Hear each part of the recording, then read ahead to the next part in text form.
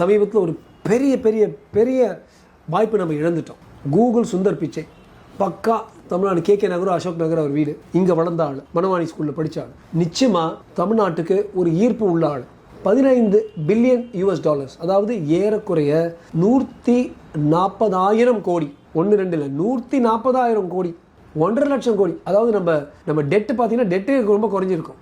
All together over 5 to 10 year investment.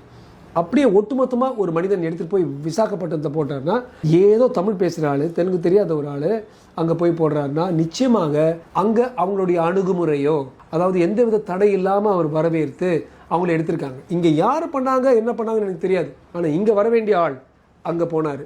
அது உள்ளே கொஞ்சம் ஊடுருவி பார்க்கணும் இதெல்லாம் நடந்துச்சுன்னு. அந்த கூகுள் நிறுவனம் வந்து இங்கே பண்ணுறதுடைய அது வராமல் இருக்கிறது நமக்கு தமிழ்நாட்டுக்கு ஒரு பெரிய பின்னடைவு, நிச்சயமாக ஒரு பெரிய பின்னடைவு. உறுதியாக அதற்கு பின்னால் 2 விஷயம் தான் இருக்கலாம். ஒன்று ரெட் டேப், அதாவது இதை பண்ணு அதை பண்ணு இதை பண்ணு. 2வது என்கிட்ட இவ்வளோ கட்டிங் கொடு. இந்த கட்டிங் அல்லது ரெட் டேப் இந்த 2 இருந்தாலே இப்படிப்பட்ட பன்னாட்டு நிறுவனங்கள் இன்னொரு இடத்துல போவாங்க. இது மாதிரி பல நிறுவனங்களும் வெளியில் எடுத்து போயிருக்கு.